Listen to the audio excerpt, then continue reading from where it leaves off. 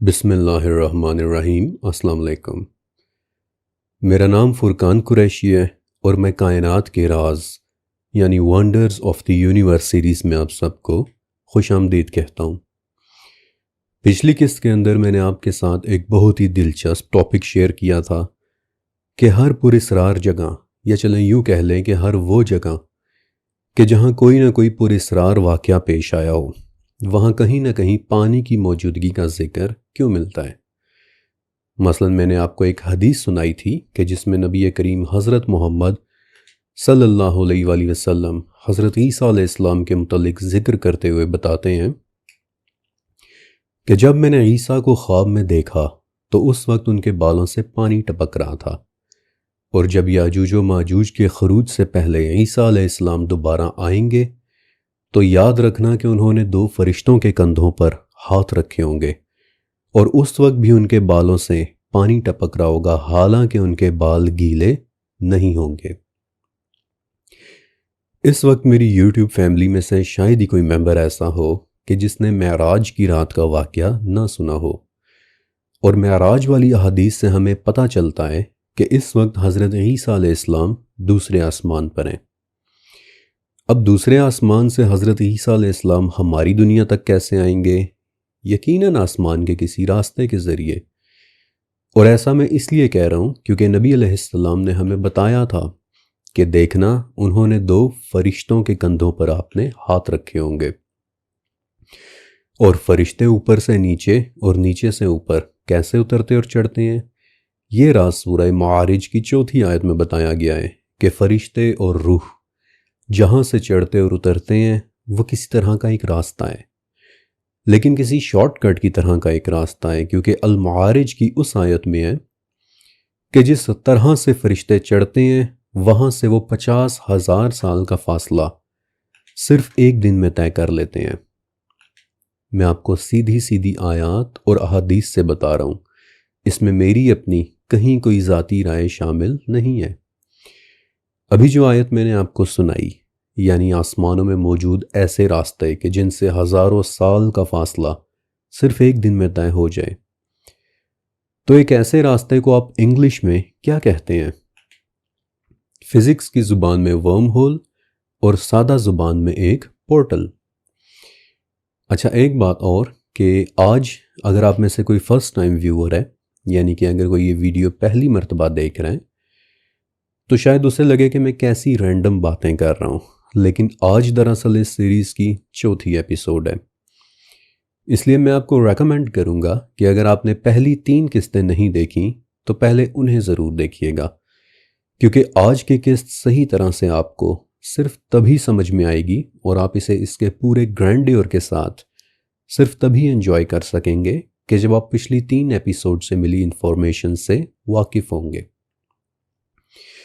ان قسطوں کے اندر میں نے پورٹلز اور ورم ہولز اور پانی کی بیسکس بتائی ہیں، اور آج سے سیریز کا اگلا فیز شروع ہو رہا ہے کہ جہاں ہم آسمان کے ان راستوں کے پیچھے موجود دوسری دنیاؤں کو ایکسپلور کرنا شروع کریں گے۔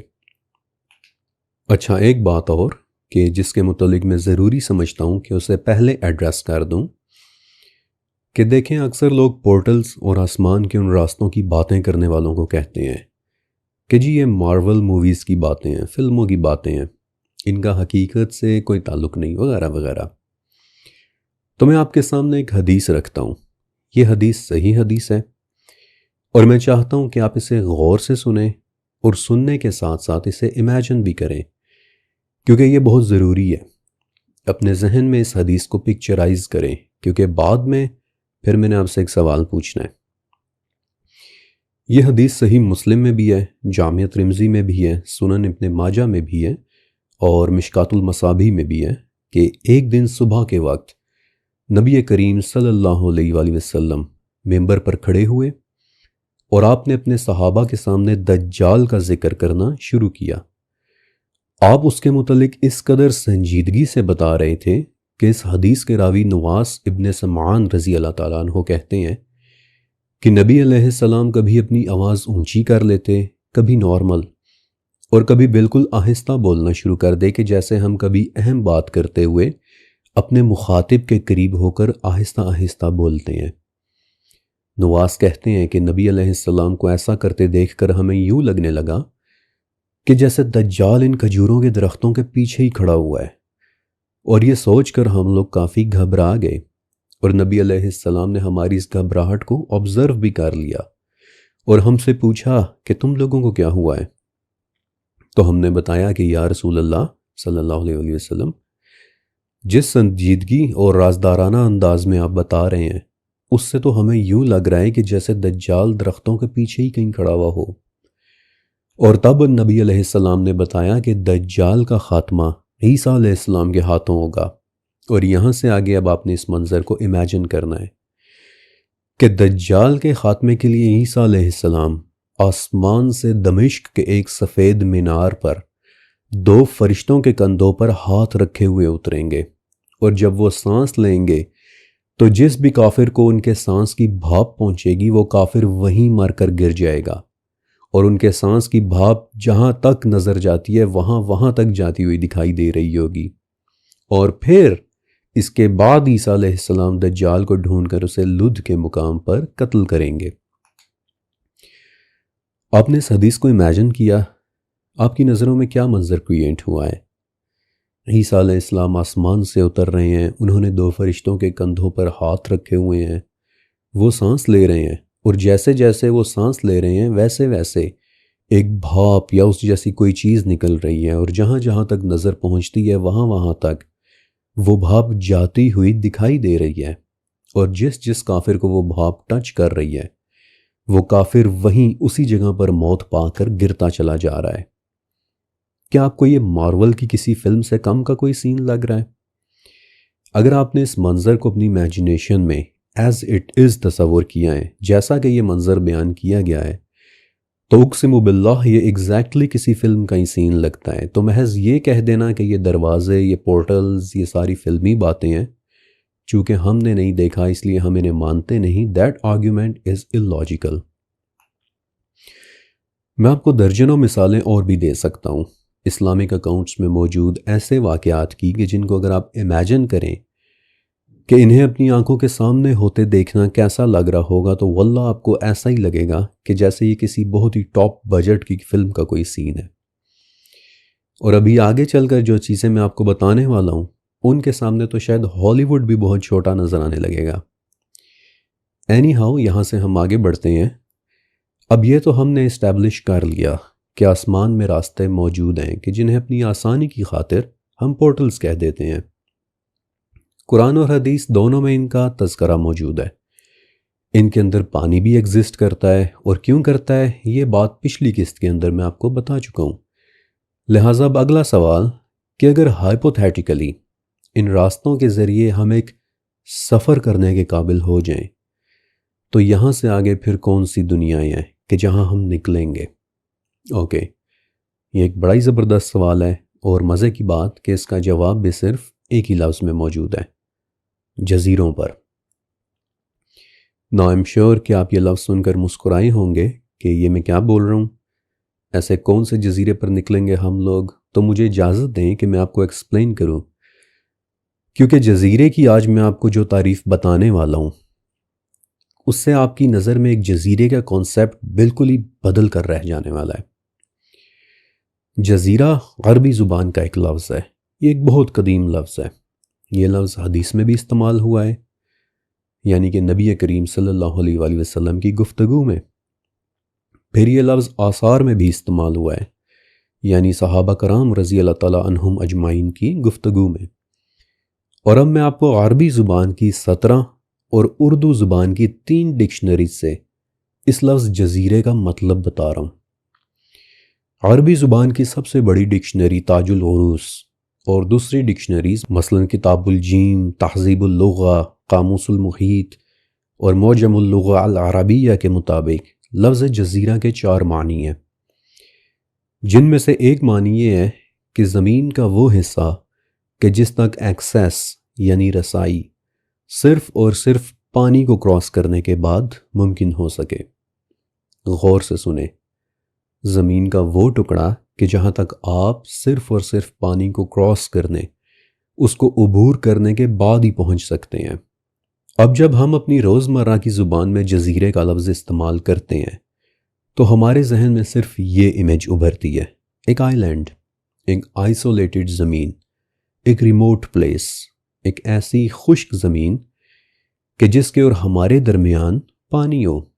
یہ سارے الفاظ آپ نے اپنے ذہن میں رکھنے ہیں کیونکہ آگے بڑی مزے کی بات آنے والی ہے اور یہ سارے الفاظ ایک بار پھر سے ریپیٹ ہونے ہیں۔ اچھا، عربی کے بعد اب اردو کی باری۔ آپ سب نے مغل بادشاہ اکبر کا نام سنا ہوگا اور آپ یہ بھی جانتے ہوں گے کہ میں اپنے لیکچرز میں اکثر اکبر بادشاہ کی ایگزامپلز ضرور دیتا ہوں، لیکن آپ شاید یہ نہیں جانتے ہوں گے کہ اکبر ان پڑھ تھا، وہ پڑھا لکھا نہیں تھا، اس لیے اکبر کے 9 رتنوں میں سے ایک رتن مولانا ابو الفضل ابن مبارک نے اس کی خاطر 2 بڑی ہی زبردست کتابیں لکھیں، ایک تو آئین اکبری اور دوسری اکبر نامہ۔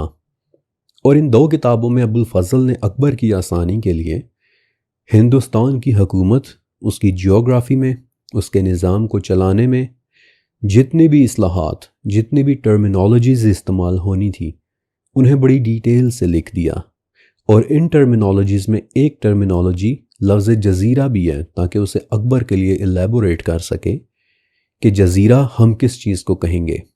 اور ذرا دیکھیں کہ آئین اکبری کی دوسری جلد کے پیج 29 پر ابو الفضل کیا لکھتے ہیں کہ جزیرہ زمین کا وہ حصہ ہوگا کہ جس تک صرف پانی کو عبور کرنے کے بعد ہی پہنچا جا سکتا ہے، لیکن علم الفلکیات کے حساب سے جزیرہ آسمان میں موجود کسی الگ تھلگ زمین یا زمین جیسے کسی خشک وجود کا نام بھی ہو سکتا ہے۔ آپ کچھ سمجھے؟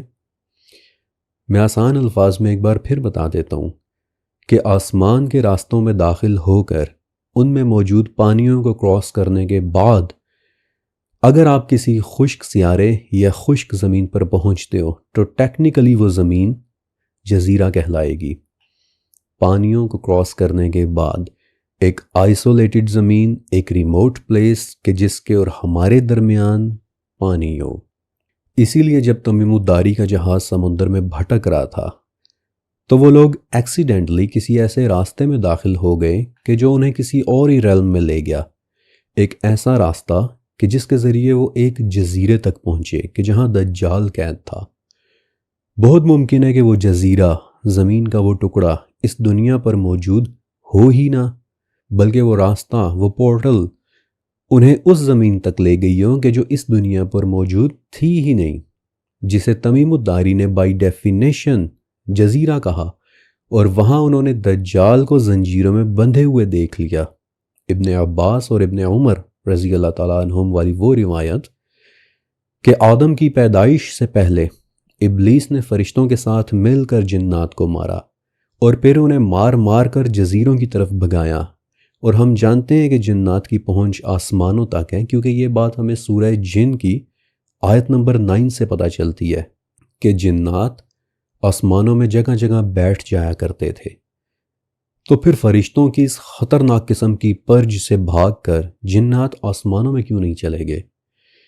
کیونکہ they were banished from this earth، انہیں ان راستوں میں دھکیل کر اور ان راستوں میں موجود پانیوں کو کراس کروا کر پھر ان پانیوں کے پیچھے کی خشک زمینوں میں بھیج دیا گیا کہ جنہیں آج کی سادہ زبان میں ہم دوسرے سیارے کہہ دیتے ہیں، اور کہ جو حقیقت میں بالکل کوئی اور ہی زمین ہو سکتی ہے، an alien world۔ جنات آسمانوں میں چھپ سکتے ہیں تو they can very much live on to other planets as well۔ اب جساسہ، now ideally wish کہ آپ نے پچھلی قسط دیکھی ہوئی ہوگی کیونکہ پچھلی قسط میں جساسہ بہت ڈیٹیل سے ڈسکس ہوئی تھی۔ تمیم الداری کی پارٹی نے اس سے کیا پوچھا تھا؟ ما انتی، اور اس نے آگے سے کیا جواب دیا تھا؟ انل جساسہ۔ پھر اس کے بعد انہوں نے کیا پوچھا؟ مل جساسہ۔ اوکے، یہاں 1 منٹ کے لیے رکیں۔ اب ظاہر ہے کہ یہ کنورسیشن کسی ایسی زبان میں ہوئی تھی کہ جو تمیم الداری اور ان کی پارٹی سمجھتے تھے، موسٹ لائکلی عربک زبان، اور جساسہ تو لفظی عربی زبان کا ہے کہ جس کا اردو میں مطلب ہوتا ہے جاسوس۔ تو ذرا سوچیں کہ ایسا کیسے ہو سکتا ہے کہ یہ لوگ اس سے جساسہ کا ہی مطلب پوچھنے لگ جائیں کہ وہ کیا ہوتا ہے؟ نہیں، وہ یہ نہیں پوچھ رہے تھے کہ جساسہ کیا ہوتا ہے، بلکہ وہ اس سے اس سینس میں پوچھ رہے تھے کہ کون سی جاسوس، کیسی جاسوس، تم کس بات کی جساسہ ہو، جساسہ کیا؟ آپ میں سے جو لوگ امارات گئے ہیں وہ اس بات کو سمجھتے ہوں گے کہ اکثر وہاں کے لوکلز کسی چیز کی طرف اشارہ کر کے عربی زبان میں کہہ دیتے ہیں ہاذ الشو، یعنی یہ کیا ہے؟ تو اس کا یہ مطلب نہیں ہوتا کہ وہ یہ پوچھ رہے ہیں کہ یہ کیا چیز ہے، ہمیں اس کا مطلب بتاؤ، بلکہ اس کا سینس ہی کچھ اور ہوتا ہے، جیسا کہ یہ سب کیا ہے؟ اور تب جساسہ نے جواب دیا کہ اس سے زیادہ میں تمہیں کچھ نہیں بتاؤں گی، تم بس اب سامنے نظر آنے والی اس عبادت گاہ میں چلے جاؤ۔ جساسہ ان فیکٹ دجال کی وہ جاسوسہ ہے کہ جو اس کی خاطر کسی راستے سے گزر کر یہاں آتی رہتی ہے اور یہاں کی ٹول لے کر پھر دجال کو انفارم کرتی رہتی ہے، ایک انفارمنٹ، ایک جاسوسہ کہ جو یہاں اس دنیا کی سن گن لینے آیا کرتی تھی، یا ہو سکتا ہے کہ ابھی بھی آتی ہو، who knows۔ اور اسی لیے دجال کو ان 6-7 چیزوں کا پتہ تھا کہ جو پھر اس نے تمیم الداری اور ان کی پارٹی کے لوگوں سے پوچھی: زغر کا چشمہ، بیسان کی کھجوریں، عرب کے نبی، تبریہ کا پانی۔ پچھلی قسط میں نے آپ کو وہ تمام سوالات بتائے بھی تھے۔ بالوں والی وہ چیز دجال کی کوئی انفارمنٹ تھی کہ جو کسی راستے سے گزر کر یہاں آتی جاتی رہتی تھی، اور انفیکٹ ایک پاسبلٹی یہ بھی ہے کہ اسی جساسہ نے آگے چل کر دجال کا گدھا بھی بننا ہے کہ جس کے دونوں کانوں کے درمیان 40 ہاتھ کا فاصلہ ہوگا۔ I have a reason to believe this، لیکن اس ویڈیو کا مرکزی ٹاپک دجال نہیں ہے، اس لیے یہ بات پھر کسی دن۔ لیکن ایک اور بہت اہم پوائنٹ کہ تمیم الداری اور جامعہ ترمذی والی حدیث کی رپورٹ کے مطابق جساسہ پر بہت زیادہ کپڑے بھی پڑے ہوئے تھے، اور میں چاہتا ہوں کہ ایک سیکنڈ کے لیے آپ غور کریں کہ ہر وہ کریکٹر کہ جس کا تعلق بظاہر اس دنیا سے نہیں ہے، اللہ کے رسول صلی اللہ علیہ وآلہ وسلم نے خاص طور پر اس کے جسم پر موجود کسی قسم کے کپڑے کا ذکر کیا ہے۔ مثلاً عیسیٰ علیہ السلام کہ جو دوسرے آسمان سے کسی راستے کے ذریعے ہماری دنیا میں نازل ہوں گے، ان کے جسم پر اللہ کے نبی نے بتایا تھا کہ دیکھنا ان کے جسم پر زرد رنگ کے 2 کپڑے ہوں گے۔ پھر خضر علیہ السلام جن کے متعلق آپ سب جانتے ہیں کہ وہ سورہ کہف کے پراسرار ترین کریکٹرز میں سے ایک کریکٹر ہیں، وہ موسیٰ علیہ السلام کو کہاں ملے تھے؟ 2 پانیوں کے ملنے کی جگہ پر۔ اور موسیٰ علیہ السلام نے انہیں پہچانا کس طرح تھا؟ جب وہ ایک پتھر کے قریب پہنچے، اور بائی دی وے اس پتھر کا نام نبی علیہ السلام نے نام لے کر بتایا ہے۔ اردو ترجمے میں آپ کو وہ نام نہیں ملے گا، لیکن اوریجنل عربک میں موجود ہے، صخرہ۔ کہ جب وہ صخرہ کے قریب پہنچے، اور ابھی میں بتاتا بھی ہوں کہ صخرہ کیا ہے۔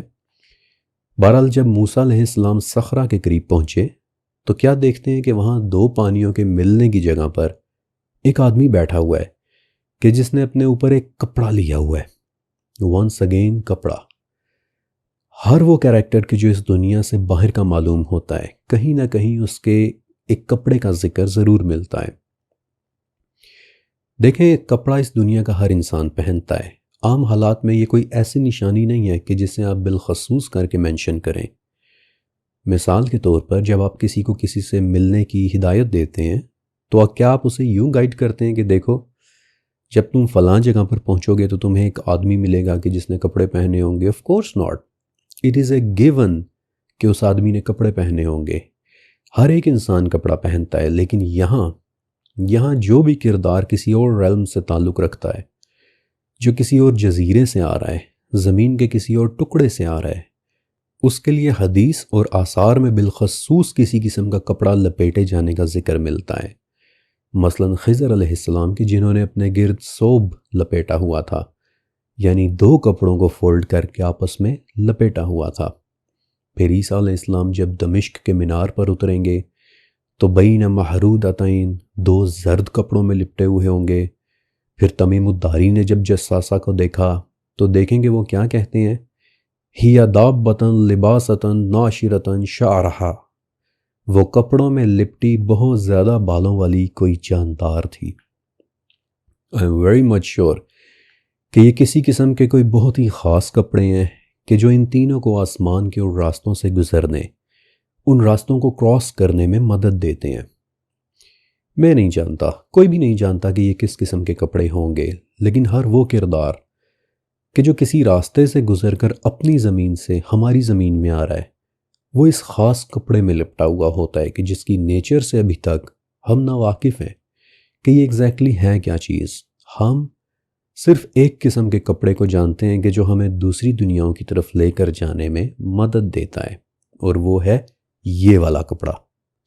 لیکن جساسہ، خضر اور عیسیٰ علیہ السلام والا کپڑا کون سا ہو سکتا ہے؟ That I have no idea of۔ میں آپ کو ایک اور بڑی انٹرسٹنگ بات بتاتا ہوں۔ غور سے حضرت خضر اور حضرت موسیٰ علیہ السلام کی ملاقات کا واقعہ پڑھیں۔ ابھی میں نے آپ کو صخرہ کے متعلق بتایا تھا کہ نبی کریم علیہ السلام نے نام لے کر اس پتھر کا ذکر کیا ہے کہ جہاں موسیٰ خضر سے ملنے کے لیے گئے تھے۔ نبی علیہ السلام فرماتے ہیں کہ جب موسیٰ اور ان کے خادم صخرہ کے قریب پہنچے تو موسیٰ وہاں سو گئے، لیکن ان کا خادم جاگ رہا تھا۔ اور بائی دا ویز یہ خادم کوئی اور نہیں بلکہ یوشع ابن نون تھے کہ جو آگے چل کر بذات خود بھی ایک نبی بنے، اور ان کا نام بھی آپ نے اپنے ذہن میں رکھنا ہے، آگے چل کر یہ بھی بہت امپورٹنٹ ہو جائے گا۔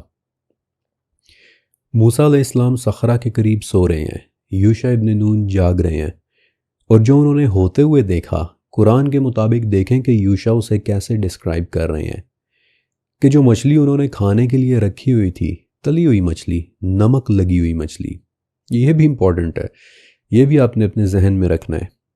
اس کے متعلق وہ کہتے ہیں کہ فَاتَّخَذَ سَبِيلَهُ فِي الْبَحْرِ سَرَبًا، کہ وہ مچھلی پانی میں سرنگ کی طرح کا ایک راستہ بنا کر چلی گئی۔ پانی میں سرنگ کی طرح کا ایک راستہ۔ اب اس سے زیادہ میں آپ کو اور کیسے بتاؤں کہ پانی میں سرنگ کی طرح کے ایک راستے کا کھلنا اور کیا ہوگا سوائے ایک پورٹل کے کہ جہاں تلی ہوئی مچھلی زندہ ہو جائے، جہاں وہ باتیں ہونا شروع ہو جائیں کہ جو ریگولر فزکس کی دنیا میں ممکن ہے ہی نہیں۔ اور یہ صخرہ کیا ہے؟ نبی علیہ السلام نے عربی میں اسے صخرہ بولا ہے، لیکن جب اردو میں ترجمہ ہوا تو اس لفظ صخرہ کی ٹرانسلیشن ہو گئی پتھر۔ لیکن اس وقت دنیا میں صرف ایک پتھر ایسا ہے کہ جس کا نام آج بھی صخرہ ہے، قبۃ الصخرہ، ڈوم آف دی راک، یہ والی جگہ۔ It might well as be قبۃ الصخرہ کہ جس کے قریب وہ راستہ کھلا ہو۔ اور کیا یہ ناممکن ہے؟ ذرا غور کریں کہ یہ صخرہ کون سی جگہ ہے۔ یہ ایگزیکٹلی وہی جگہ ہے کہ جہاں سے نبی کریم صلی اللہ علیہ وآلہ وسلم آسمانوں کے سفر پر معراج کی رات کو گئے تھے، جہاں سے ان کے لیے باری باری 7 آسمانوں کے دروازے کھولے گئے تھے۔ یہی وہ جگہ ہے کہ جہاں سے حضرت عیسیٰ علیہ السلام کو آسمانوں پر اٹھا لیا گیا تھا، کوائٹ پاسبلی کسی ایسے ہی آسمانی راستے کے ذریعے کہ جو صخرہ کے قریب کھلتا ہو، اور ایسے ہی کسی راستے کے پانی میں وہ مچھلی زندہ ہو کر داخل ہو گئی ہو۔ اور جب یوشع نے یہ واقعہ موسیٰ علیہ السلام کو بتایا تو موسیٰ نے کہا کہ یوشع یہ تو وہی جگہ تھی کہ جہاں ہم خضر کو دیکھ سکتے تھے، اور قرآن کے الفاظ کے مطابق وہ لوگ اپنے قدموں کے نشان دیکھتے ہوئے واپس پلٹے اور دیکھا کہ وہاں خضر علیہ السلام کپڑے میں لپٹے ہوئے بیٹھے ہیں، اور دیکھیں کہ حدیث کے مطابق ان کی گفتگو کیسے ہوتی ہے۔ موسیٰ علیہ السلام انہیں سلام کرتے ہیں تو آگے سے خضر کہتے ہیں کہ تمہاری زمین میں سلام کیسے؟ جی، یہ صحیح حدیث کے الفاظ ہیں کہ خضر موسیٰ کو پوچھتے ہیں انی بِأَرْضِكَ السلام، تمہاری زمین میں سلام کیسے؟ خضر علیہ السلام کا یہ سوال کیا امپلائی کرتا ہے کہ یہ زمین خضر علیہ السلام کے لیے ایک ایلین زمین تھی، یہ زمین ان کے لیے ایک اجنبی زمین تھی، وہ یہاں کے تھے ہی نہیں۔ جبھی تو انہوں نے حضرت موسیٰ علیہ السلام سے پوچھا کہ تمہاری زمین میں سلام کیسے، اور پھر موسیٰ علیہ السلام اپنا تعارف کرواتے ہیں کہ میں موسیٰ ہوں، تو آگے سے خضر ایک بار پھر کنفرم کرتے ہیں کہ بنی اسرائیل والے موسیٰ؟ تو موسیٰ علیہ السلام کہتے ہیں کہ ہاں۔ اب خضر کا یہ والا سوال کیا امپلائی کرتا ہے؟ آپ کا کیا خیال ہے کہ اس وقت دنیا میں کتنے موسیٰ ہوں گے کہ جن کے حوالے سے خضر علیہ السلام کو ڈاؤٹ ہونا چاہیے تھا؟ اولو العزم پیغمبر حضرت موسیٰ ابن عمران علیہ السلام تو صرف ایک ہی تھے، لیکن کیا واقعی؟ آپ کو ابن عباس رضی اللہ تعالیٰ عنہ کا وہ اثر یاد ہے؟ اثر یعنی کہ صحابہ کے اقوال، کہ جہاں وہ کہتے ہیں کہ 7 آسمانوں کی طرح 7 ہی زمینیں ہیں، کہ جن میں تمہارے نبی کی طرح کے نبی ہیں، آدم کی طرح کے آدم ہیں، موسیٰ کی طرح کے موسیٰ ہیں، نوح کی طرح کے نوح ہیں، اور عیسیٰ کی طرح کے عیسیٰ ہیں۔ اور اس وقت ابن عباس کے سامنے جو بندہ بیٹھا ہوا تھا، اس نے کہا کہ یا ابن عباس اور بھی بتائیے۔ تو ابن عباس نے کہا کہ اس سے زیادہ بتایا تو تم مانو گے ہی نہیں، اور نہ ماننا کفر کرنا ہے۔ اللہ جانتا ہے کہ خضر کتنی زمینوں کے موسیٰ کو جانتے تھے کہ انہوں نے کنفرم کیا کہ کیا آپ بنی اسرائیل والے موسیٰ ہیں۔ اور پھر موسیٰ نے ریکویسٹ کی کہ آپ مجھے بھی اپنے ساتھ لے کر چلیں۔ تو آگے سے خضر کیا کہتے ہیں کہ اگر آپ میرے ساتھ گئے تو جو آپ دیکھیں گے اس پر آپ صبر نہیں کر پائیں گے، اور آپ صبر کر بھی کیسے سکتے ہیں؟ سورہ کہف کے الفاظ کے مطابق خضر کہتے ہیں کہ موسیٰ آپ صبر کر بھی کیسے سکتے ہیں، کیونکہ جس سفر پر چلنے کا آپ کہہ رہے ہیں، کیف تصبر علی ما لم تحط بہ خبرا، کہ آپ اس چیز پر صبر کر بھی کیسے سکتے ہیں کہ جو آپ کے ریلم آف انڈرسٹینڈنگ سے ہے ہی نہیں۔ جس جگہ میں جا رہا ہوں، جس جگہ کا میرا سفر ہے، وہ جگہ آپ کے ریلم آف نالج میں ہے ہی نہیں کہ وہاں کیا ہوتا ہے اور کیسے ہوتا ہے۔ اچھا، ایک اور بڑی زبردست بات کہ جو مجھے پہلے مینشن کر دینی چاہیے تھی لیکن اچھا ہوا کہ ٹائم پہ یاد آ گئی، کہ حضرت خضر علیہ السلام کے حوالے سے تقریباً تمام ریسرچرز آپ کو ایک بات ضرور بتاتے ہیں کہ خضر علیہ السلام کے پاس علم لدنی تھا۔ یہ لفظ ایکچولی سورہ کہف میں آیا ہے، آیت نمبر 65 میں، کہ وَعَلَّمْنَاهُ مِن لَدُنَّا، یعنی ہم نے انہیں اپنے پاس سے ایک خاص علم سکھایا ہے۔ لیکن میں آپ کو ایک بات اور بھی بتاتا ہوں کہ جس کی طرف کوئی اور توجہ نہیں کرتا، کہ ٹھیک اس لفظ سے پہلے اللہ تعالیٰ نے یہ بھی فرمایا ہے کہ آتَيْنَاهُ رحمہ، یعنی ہم نے اسے رحمت بھی دی تھی۔ اور رحمت کے متعلق اللہ تعالیٰ نے اور کیا بتایا ہے؟ الاسراء کی بالکل پہلی آیت، کہ جہاں اللہ رب العزت نبی کریم صلی اللہ علیہ وآلہ وسلم کو معراج یعنی آسمانوں کی سیر پر لے جانے کا واقعہ بتا رہے ہیں، تو وہ اس جگہ الصخرہ یا مسجد اقصیٰ کے متعلق کیا فرماتے ہیں؟ المسجد الاقصی برکنا حولہ، یعنی مسجد اقصیٰ کے آس پاس ہم نے برکت رکھی ہے۔ ہم اپنے بندے کو راتوں رات وہاں لے گئے تاکہ اسے اپنی قدرت کی کچھ عظیم نشانیاں دکھا دیں۔ اللہ اکبر۔ مسجد اقصیٰ کے قریب، صخرہ کے قریب اللہ تعالیٰ نے وہ برکت رکھی ہے کہ جس کا تعلق آسمان کے راستوں کے ساتھ ہے، اور وہی برکت اللہ نے حضرت خضر علیہ السلام کو عطا کی تھی۔ اسی جگہ سے نبی کریم علیہ السلام آسمانوں کی طرف معراج پر گئے تھے، وہیں سے حضرت عیسیٰ علیہ السلام کو آسمانوں پر اٹھایا گیا تھا، اور اسی کے قریب، صخرہ ہی کے تو قریب خضر علیہ السلام کی موسیٰ علیہ السلام سے ملاقات ہوئی تھی، کہ جہاں خضر نے بڑی حیرت سے پوچھا کہ آپ بنی اسرائیل کے موسیٰ ہیں، آپ کی زمین میں بھی سلام ہے۔ خضر اس برکت کے ذریعے، وہاں کھلنے والے آسمان کے کسی راستے کے ذریعے کسی اور ہی زمین سے یہاں آئے تھے، اور اسی لیے تو انہوں نے موسیٰ علیہ السلام کو کہا کہ جہاں میں جا رہا ہوں وہ جگہ آپ کے ریلم آف انڈرسٹینڈنگ سے بالکل باہر کی ہے۔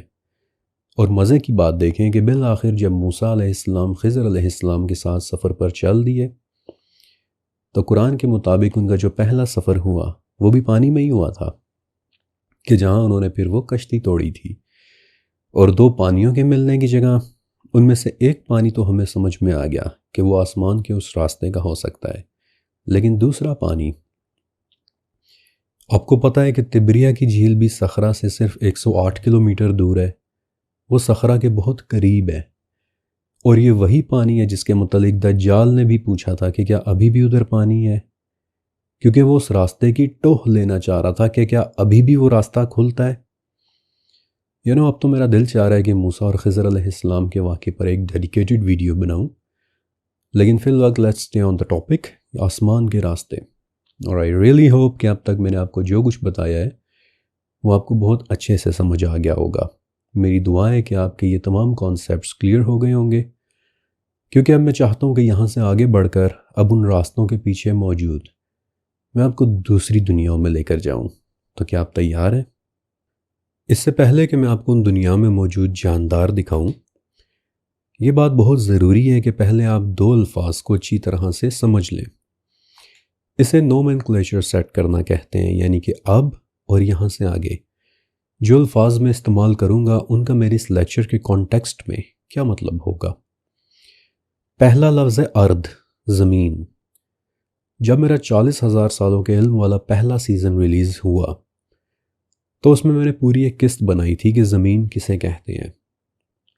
اب پوری قسط تو ظاہر ہے کہ میں یہاں نہیں سنا سکتا، لیکن میں آپ کو ایک جنرل اوور ویو ضرور دے سکتا ہوں کہ ارض یا زمین ہوتی کیا ہے۔ تاج العروض کے مطابق چلنے کے قابل ہر وہ حصہ کہ جو ہوا اور پانی سے الگ ہو اسے ارض کہتے ہیں، وہ زمین ہے۔ ہر وہ سرفیس کہ جس پر آپ کھڑے ہو سکتے ہیں، چل سکتے ہیں، تعریف کے اعتبار سے وہ ارض ہے۔ اور یہ ارض کتنی بڑی ہے؟ 40,000 سالوں کے علم سیریز کے چوتھے چیپٹر میں نے بیسالٹ وغیرہ جیسی ریلیونٹ مثالوں سے بتایا تھا کہ ارض کتنی بڑی ہے اور یہ کہاں کہاں تک پھیلی ہوئی ہے، لیکن فی الوقت میں آپ کو بہت سمپل طریقے سے بتانے والا ہوں۔ حامیم سجدہ کی 12ویں آیت ہے کہ ہم نے 2 دن میں 7 آسمان بنائے، اور پھر النازعات میں اللہ تعالیٰ آسمانوں کے حوالے سے پوچھتے ہیں کہ کیا تمہارا بنانا زیادہ مشکل ہے یا آسمانوں کا؟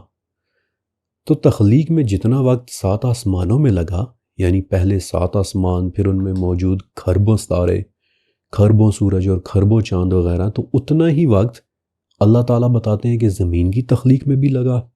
تو ذرا سوچیں کہ اگر ہم صرف اسے، اپنی اس چھوٹی سی دنیا کو، اس چھوٹی سی 12,500 کلومیٹر کے ڈایا میٹر والے چھوٹے سے سیارے کو ہی پوری ارض سمجھ لیں، تو کیا آپ کو یہ بات عجیب نہیں لگتی کہ ایک طرف 7 آسمان، ان میں موجود کھربوں کہکشائیں، پھر کھربوں ستارے، پھر کھربوں نیبیولاز، اور شاید کھربوں کی تعداد میں بلیک ہولز، ایک طرف تو اس سب کو بنانے میں 2 دن لگ گئے اور دوسری طرف صرف اس چھوٹے سی گولی کو بنانے میں 2 دن لگ جائیں گے؟ کیسی اللاجیکل بات ہوگی یہ سمجھنا کہ بس یہی ساری ارض ہے؟ نہیں، ہماری دنیا ارض کا صرف ایک حصہ ہے، جبکہ اصل ارض اس کائنات میں موجود ہر اس سطح کا نام ہے کہ جس پر چلا جا سکتا ہے۔ اگر آپ چاند پر کھڑے ہوں گے تو آپ کے لیے چاند کی سرفیس بھی ارض ہوگی، اگر آپ مارس پر کھڑے ہوں گے تو آپ کے لیے مارس کی زمین بھی ارض ہوگی، اگر آپ جوپیٹر کے چاند ٹائٹن پر کھڑے ہوں گے تو بائی ڈیفینیشن آپ ٹائٹن نام کے کرۂ ارض پر کھڑے ہوئے ہوں گے۔ اور جس دن آپ اس کانسیپٹ کو سمجھ گئے، اس دن آپ الشمس کی آیت نمبر 6 کو بھی سمجھیں گے کہ قسم ہے ارض اور اس کے پھیلا دیے جانے کی۔ ارض صرف اس چھوٹی سی دنیا کا نام نہیں ہے، بلکہ ارض میں ہر وہ سیارہ آتا ہے کہ جو اس پوری کائنات میں پھیلا ہوا ہے۔ ارض میں ہماری دنیا کے 196 ملک بھی آتے ہیں، اور ارض میں ہمارا پڑوسی سیارہ مریخ بھی آتا ہے کہ جس پر اس وقت 29 روبوٹس چل رہے ہیں۔ ان روبوٹس کے لیے وہ ارض ہے۔ اب آپ کو اس آیت کا مکمل گرینڈیور سمجھ آیا ہوگا کہ آسمانوں کی تخلیق میں 2 دن کس طرح لگے، اور پھر زمین کی تخلیق میں بھی 2 دن کس طرح لگے، کیونکہ زمین بھی سائز میں اتنی ہی عظیم ہے کہ جتنے عظیم آسمان ہے۔ اللہ اکبر۔ ہماری دنیا اور ہمارا چاند ارض کا صرف ایک چھوٹا سا حصہ ہے۔ جوپیٹر نامی اس سیارے کے 79 چاند ہیں جو کہ سب کے سب ارض کا حصہ ہیں۔ ارض کا کوئی حصہ بہت چھوٹا ہے، مثلا مرکیوری یعنی کہ عطارد، صرف 3000 ڈایا میٹر کی ایک چھوٹی سی ارض، لیکن ارض کا کوئی حصہ اس قدر بڑا ہے کہ ہم اسے امیجن بھی نہیں کر سکتے، مثلا ROX 42b۔ مرکری کا ڈایا میٹر صرف 3000 مائلز، جبکہ ROX کا ڈایا میٹر تقریباً 1,00,000 میل سے بھی زیادہ ہے۔ یہ بھی ایک ارض ہے، جس ارض کو اللہ نے پھیلا دیا تھا اس ارض کا ایک حصہ ہے، اور یہ ہم سے تقریباً 500 سال کے فاصلے پر ہے، 500 لائٹ ایئرز۔ اور آپ تک اس ویڈیو کے بنانے تک، یعنی 22 اکتوبر سن 2024 تک اپڈیٹ ہوئے ڈیٹا بیس کے مطابق ارض کے 15,770 حصے دریافت ہو چکے ہیں کہ جو وہاں تک پھیلے ہوئے ہیں کہ جہاں تک ہم انہیں دیکھ سکتے ہیں، اور ہر گزرتے 27 مہینے کے بعد نظر آنے والی ارض کے ان حصوں کی تعداد ڈبل ہو رہی ہے۔ اور یہ ہے صرف ایک چھوٹی سی تعریف اس ارض کی کہ جس کی قسم اللہ تعالیٰ نے اٹھائی ہے کہ قسم ہے ارض اور اس کے پھیلا دیے جانے کی، وہ ارض کہ جو کائنات میں ہر طرف پھیلی ہوئی ہے۔ اوکے، میں نے آپ کو بتایا تھا کہ 2 الفاظ ایسے ہیں کہ جن کا مطلب میں آپ کے سامنے واضح کر دینا چاہتا ہوں۔ ایک تو ہو گیا ارد، اور دوسرا لفظ آئی وش کہ میں آج اسے بھی کور کر سکتا ہوتا، لیکن اب آدھا گھنٹہ ہو چکا ہے اور میرے فون میں اس سے زیادہ ریکارڈ کرنے کی ایبلٹی نہیں ہے، اس لیے اب آپ دو کام کریں۔ ایک تو اس ویڈیو کو لائک کر دیں، کیونکہ اس طرح یہ نایاب انفارمیشن ہماری باقی یوٹیوب فیملی تک بھی پہنچ جاتی ہے، اور دوسرا کمنٹ سیکشن میں میرا پنڈ کمنٹ ضرور پڑھیں، کیونکہ وہاں پر میری طرف سے آپ سب کے لیے ایک ضروری پیغام موجود ہے کہ جو اس ریسرچ ورک کو جاری رکھنے کے لیے بہت ضروری ہے۔ لہٰذا باقی کا ٹاپک اب انشاءاللہ اگلی قسط میں، اور اب نیچے لکھے میرے کمنٹ کو ایک مرتبہ ضرور پڑھ لیجئے گا۔ اللہ حافظ۔